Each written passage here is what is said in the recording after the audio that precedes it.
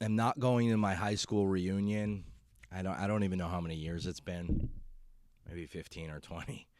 I'm not going because well, first of all, they're charging money. They're charging tickets. $25 to go what? So I can go to a gymnasium and let people know that I have mental health issues. That I'm mentally ill and I'm on a medical leave from a day job that I hate. And I'm getting transcranial magnetic stimulation. Relatable shit. Oh my God. How's your summer going?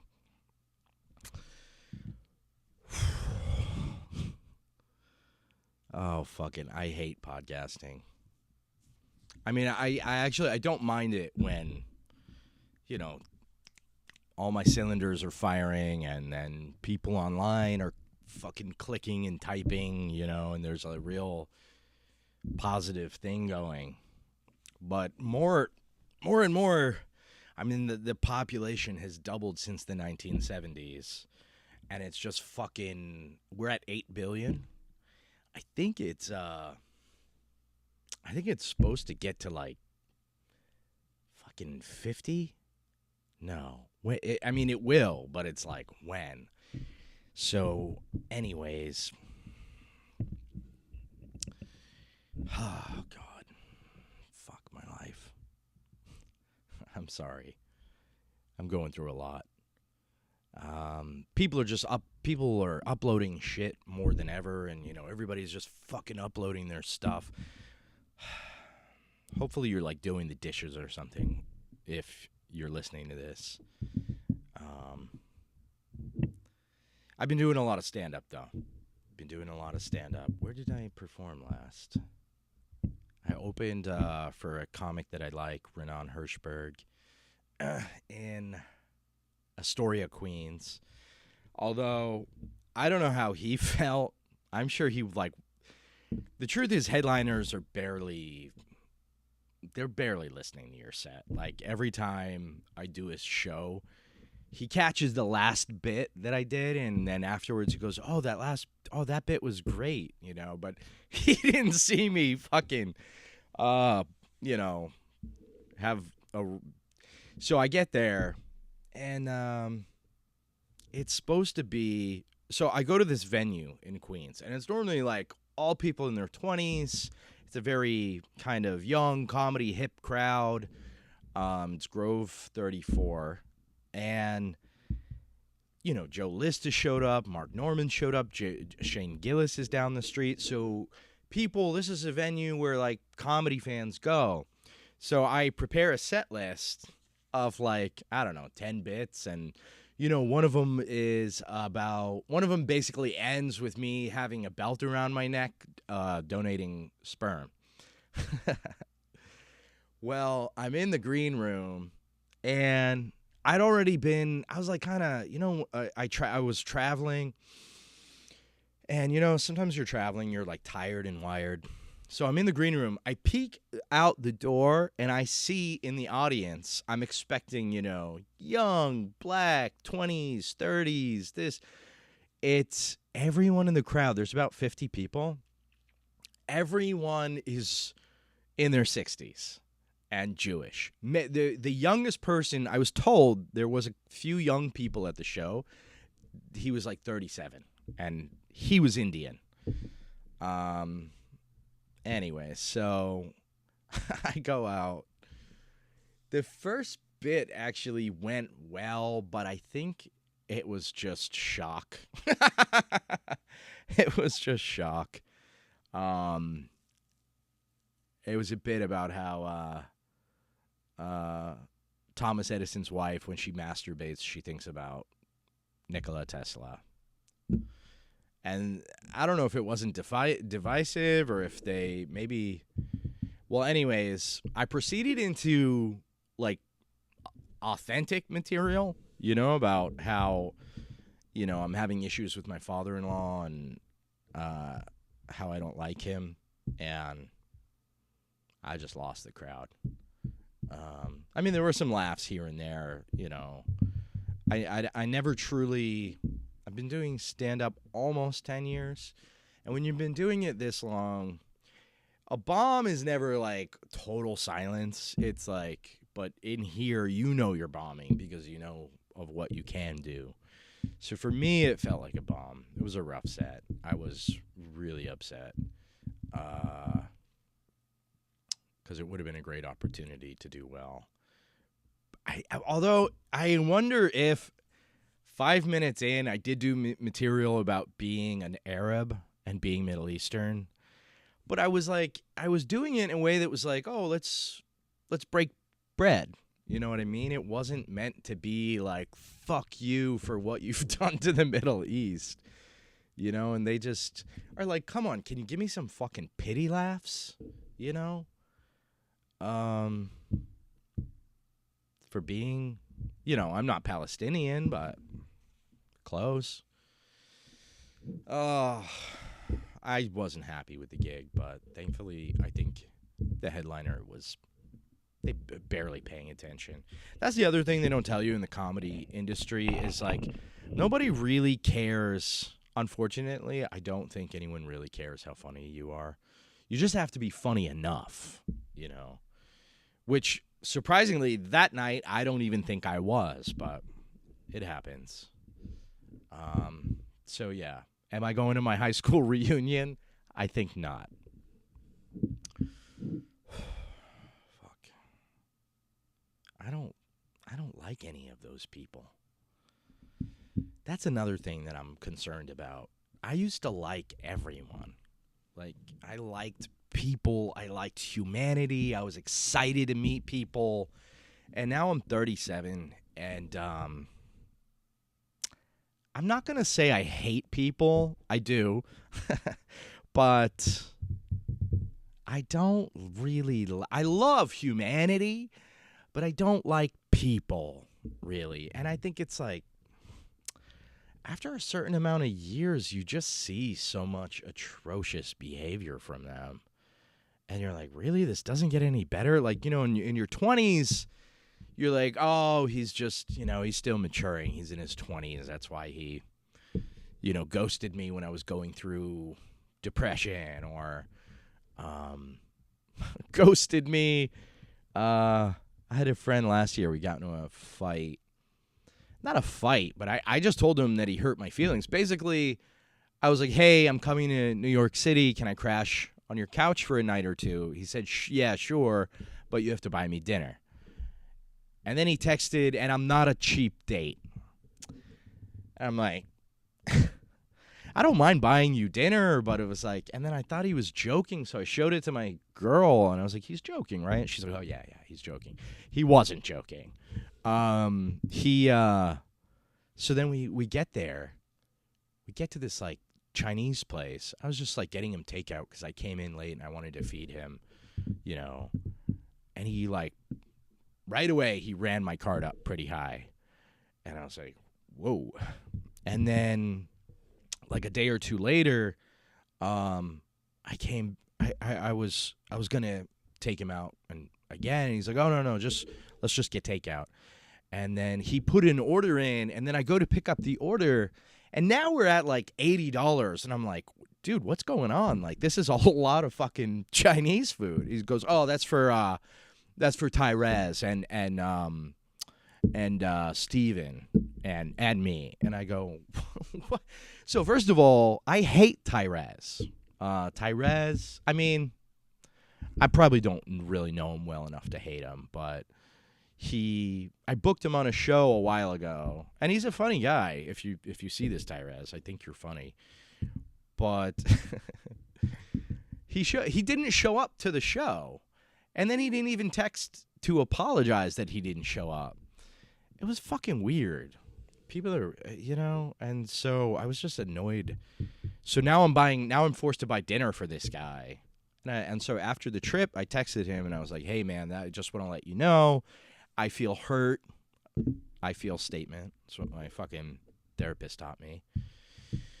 Because you go through your 20s saying, you're a fucking piece of shit, you know. So now I'm like, okay, I feel statement. I'm vulnerable. I'm like, I feel hurt. that felt transactional. And he goes, he's black, my friend Alex, or former friend. He goes, N-word, you bought me dinner. You're being too sensitive, you know. And I go, well, that hurts my feelings too, you know. And I'm not trying to be a simp out here, but like, can we navigate male friendships a little bit healthier than just calling each other bitches and N-words, you know? And then I go, all right, man, I'm sorry. I felt like I needed to share my feelings. And then he blocked me. And we'd known each other for like 2 years. Or we'd been good friends for about 2 years. I'd known him much longer. But honestly, I chalk it up to my fault not seeing. But you know, when you're friends with weird people, because weird people are entertaining, comics especially, they're fun. They don't always make the best of friends.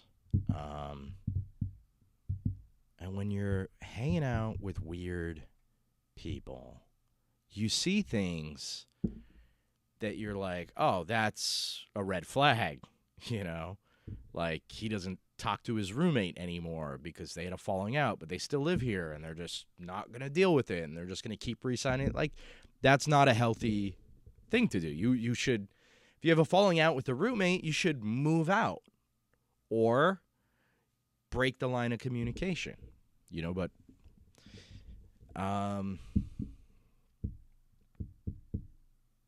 you know, or if your friend is like always cheating on his girl, there's some deeper issues there. You know, there's some underlying issues. So yeah, friendships. I have a few friends, I guess, but I don't really care.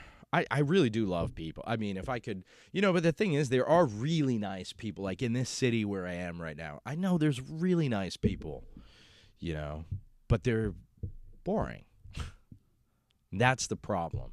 Is like you've got really nice people that are boring, and you've got really fun, entertaining people that are insane and make horrible friends. And I do think I'm more in this camp, unfortunately. I know I'm insane, but I'm coachable. You know what I mean? Like, if you're my friend, you can tell me that I'm doing a shitty job, and I'll make adjustments usually. I think that's the difference. You got to be coachable. Who was it? Where did I hear that recently? I was watching the UFC, and Justin Gaethje fought Ilia Topuria in the White House. They fought at the White House, right where the Emancipation Proclamation was written. And that's nice. It's nice to see, you know. I like the UFC, but, like, it's a white trash. I mean, although most of the great champions are black, but it's a trashy sport. I love it. You know, I'm not in the Joe Rogan camp.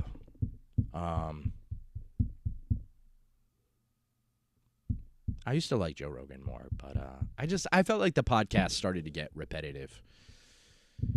And then he just kept hanging around with like Brian Callen and Brendan Schaub and like terrible comedians and scumbags. Brian Callen was accused of Brendan Schaub. Although I will say, Gringo Poppy, Brendan Schaub's comedy special, Gringo Poppy, actually a masterpiece. He's playing a meta version. There's layers to it.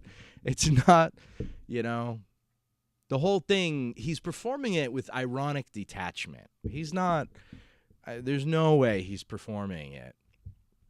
There's no way he's doing comedy that's that bad on the surface. You know, he's in on the joke. That's what I'm saying. The UFC at the White House, that's fun. Could have sworn I had another story. Something crazy happened. Oh, I guess I could talk about this. I don't really want to, but it's because I feel like I already spent all week being angry.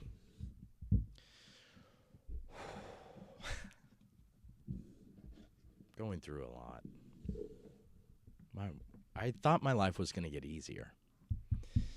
I was producing a comedy show at this venue, a billiards place in the basement. I'm not going to name them because the guy is crazy and I could see him suing me. We show up. I forget if it was a holiday or what, but we show up. No, it wasn't. And he's like, oh, you didn't get, the bartender's like, you didn't get our Instagram message? I'm like, no. Like, if you have something urgent, like, text or call me.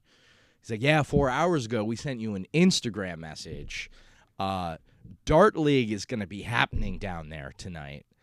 So, if you guys don't feel like doing comedy, you don't have to. It's like, dude, I booked a fucking show. Like, you can't give me 4 hours notice. And then he's like, well, the owner didn't know.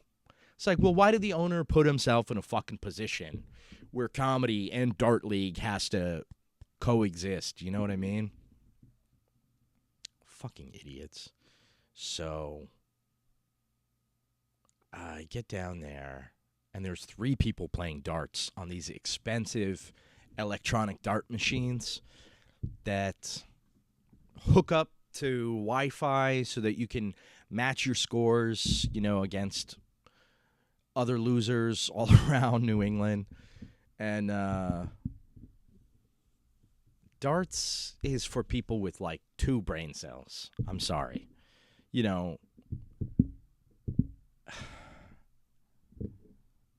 Pool also is kind of stupid, but there's a little more finesse to it. So anyways, I don't know. Oh, here's where the drama happened. So then the next day I messaged the owner. Again, I use an I feel statement because this is what I've been told. This is how you communicate that you've been hurt rather than criticize people because they get defensive and kind of retract into their ego, right? So I text the owner and say, hey, man, you double booked this room. I feel really hurt and disrespected.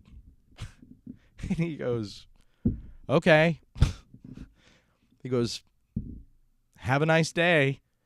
And I go, no, you don't understand, man. We had an agreement. Like, I've probably made them $5,000 in revenue from this show. But we didn't have an agreement in writing because nobody fucking does that in comedy. He goes, we didn't have an agreement. I let you use the space. I was like, oh, you did not. So my next line was, I said, the carpet upstairs in the billiards hall, it looks like a forensic CSI crime scene. It's disgusting, and it needs to be changed. He goes, you do not talk about another man's business like that. And I go, and then I text, I go, and you need Ozempic, buddy. Which he does. I mean, he's got, like, really awkward rolls of fat. He's not, what's weird is he doesn't look fat. And I don't think he's a fat guy. He's like a guy that, like, should have, like, his friends should have definitely, there should have been a small intervention, not a big intervention, just like 3 friends being like, hey, dude, what's going on around your waist? You know what I mean? He's like one of those guys. But it's almost like he's wearing that swim flotation thing, that circular tube. He's like a fat kid at a pool that's wearing the tube in the wave pool, but then he's got his white T-shirt over it, and you're like, what is going on down there? So anyways, I said he needed Ozempic. That set him off. He said I looked like a dead goat, which is kind of funny. I mean, I could kind of see that. And then we just went back and forth, and it was a complete waste of my time. It was cathartic. I think I was in between some medication changes, so I was definitely having some anger issues. I'm not proud of indulging in this. Did I insult him again? Oh, no. Then he's like, if I see you, I'm going to fucking lay you out. Where? No, and then he texts me. He goes, where are you right now? I'm like, oh, my God. He's Egyptian. And he's like, and I'm Lebanese, right? So now the Middle East, we're at war again in New England. This isn't good. He's like, where are you right now? And then he calls my phone. He calls my phone like 4 times. But I do not pick up because I've actually dealt with this exact type of situation. Not, when somebody, there's a conflict, do not pick up the phone.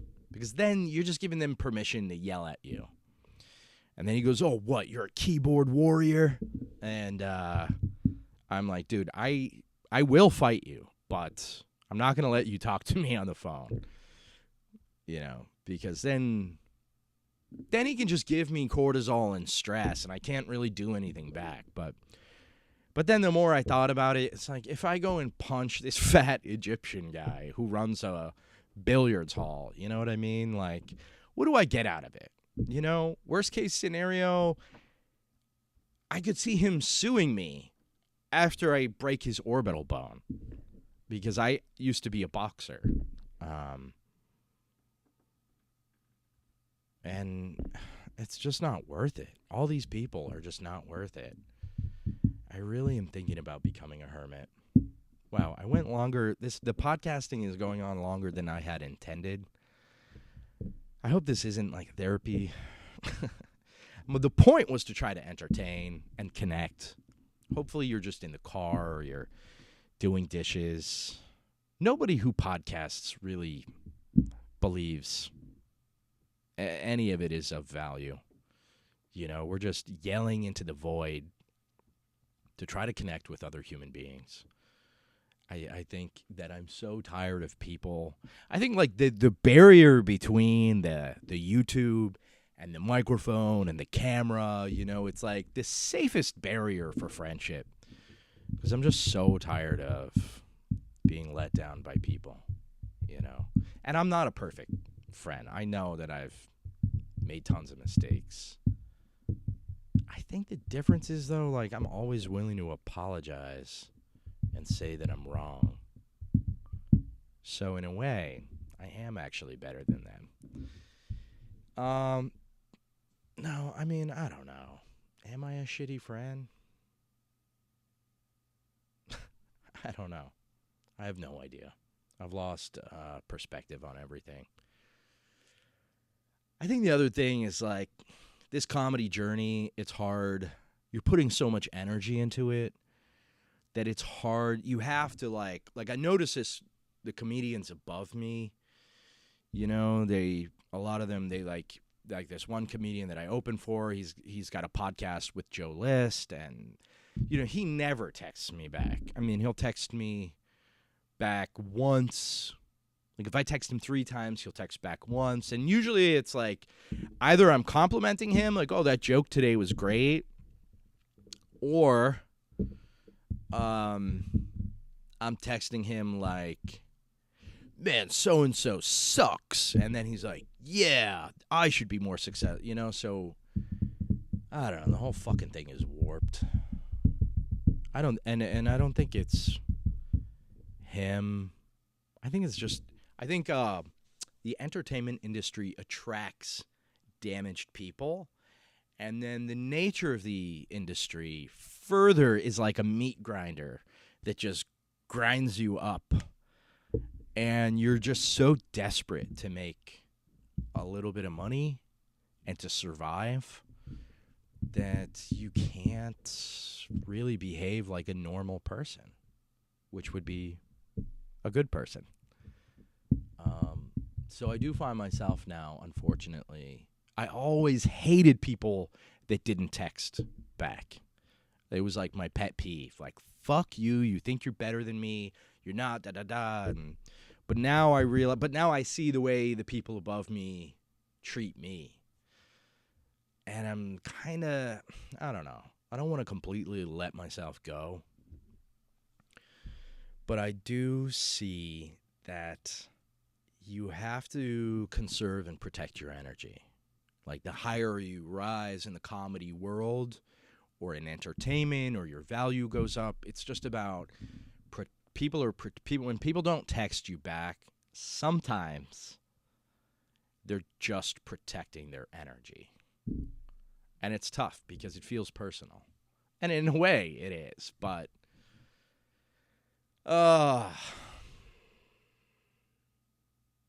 everything's personal and it isn't. All right. I don't even know if this was valuable. Let me know in the comments. I feel a little bit better.